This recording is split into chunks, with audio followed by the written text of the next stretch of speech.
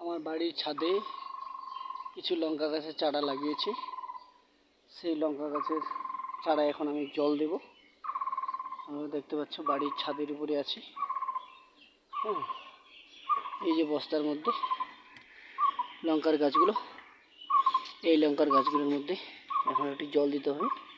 এটা বিকাল হয়ে গেছে, দেখছো সূর্য প্রায় নেমে গেছে, অনেকটা বিকাল হয়ে গেছে। তো বাড়ির ছাদে আবার অন্য গাছ লাগিয়েছি, চিচিঙ্গা গাছ। সেই চিচিঙ্গা গাছে চিচিঙ্গা ফলেছে, তোমাদের দেখাচ্ছি চিচিঙ্গাগুলো। এই যে অনেক কটা চিচিঙ্গা ফলেছে। তো এই সমস্ত গাছগুলোতে এই যে মাছ যে আনে সেই মাছের ট্রেগুলোর মধ্যে মাটি দিয়েছি, তার মধ্যে চিচিঙ্গাটা বেড়ে চিচিঙ্গার বীজটা পুঁতে এই যে গাছ হয়েছে। সেই দেখো গাছের চেহারা নেই, কিন্তু চিচিঙ্গা ফলেছে। তো এগুলোতে আমি এখন জল দেব। তো কীভাবে দিচ্ছি, কতটা পরিমাণ জল দিচ্ছি, বাবা ছাদটা কি গরম হয়েছে। এই ছাদের গরমের জন্য আমি পুরো ঘেমে যাচ্ছি, একদম ঘেমে গেছি।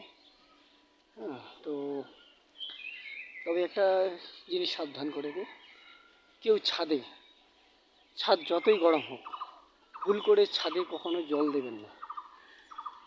মানে যেটা আমাকে ইঞ্জিনিয়ার বলেছিল, এবং কি আমার ঘরে যে মিস্ত্রি ছিল সেই মিস্ত্রিটাও ভালো ছিল, উনিও বলেছেন যে রঞ্জিত দা, যতই তোমার বাড়ির ছাদ গরম হোক তুমি ছাদের মধ্যে জল দেবে না, কেন কি এতে নাকি ওয়াটার ড্যাম হয়ে যায়, ছাদটা নষ্ট হয়ে যায়। তো সেই কারণে আমি এখনও দিই নেই।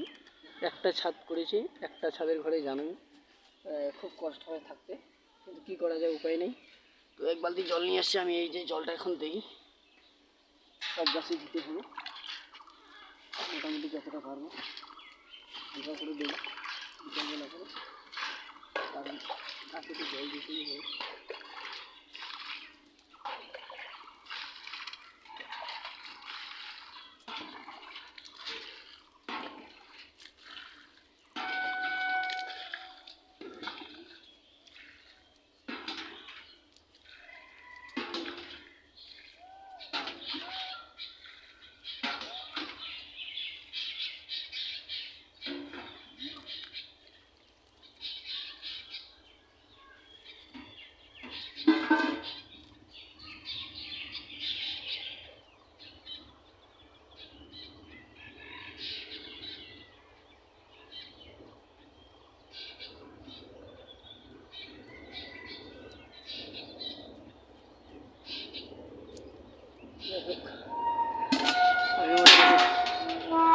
এক বালতি জল দিলাম, আরও বাকি গাছগুলোতে যেগুলো বাকি আছে সেগুলোতে আরও জল এনে দেবো।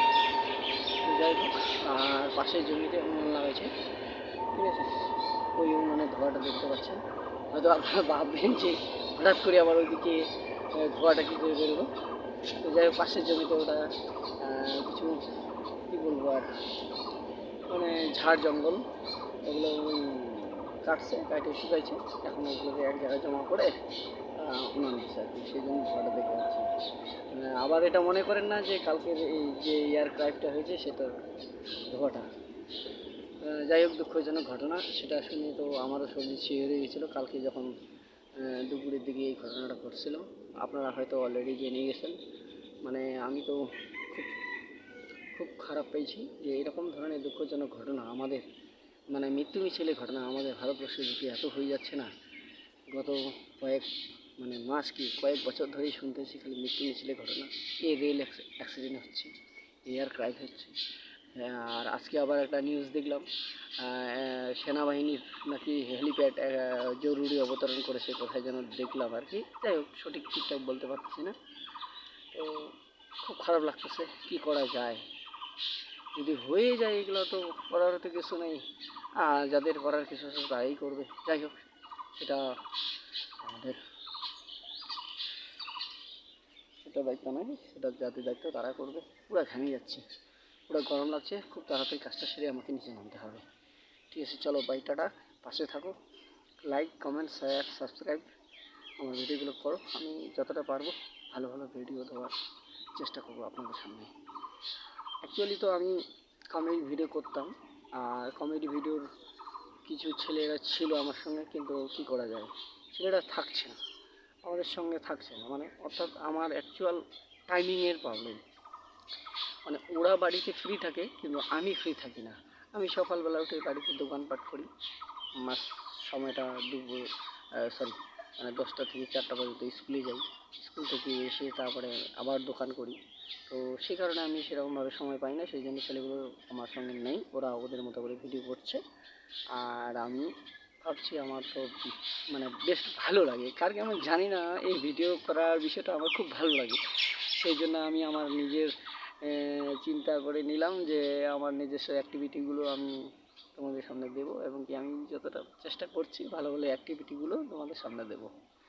ওকে, থ্যাংক ইউ ভাই, পাশে থেকো কিন্তু অবশ্যই। টাটা।